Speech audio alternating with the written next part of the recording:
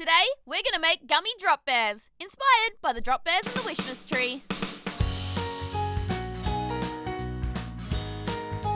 For this, you will need half a cup of fruit juice. We're trying 3 different juice flavors. Approximately half a cup of gelatin, some honey, vanilla extract, an eyedropper, and a tablespoon. Oh, and don't forget a mold. This silicone bear mold will work nicely.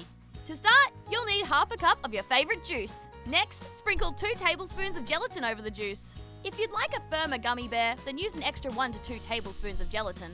Before we mix this in, we need to let the gelatin bloom. So once you've sprinkled it, leave it sitting for about a minute and you'll be able to see it change. Alright, now we can mix the gelatin in and we'll take it to the microwave. Microwave your juice and gelatin mix for about 45 seconds. And now you're ready to add 1 tablespoon of honey, a dash of vanilla, and then mix that all together.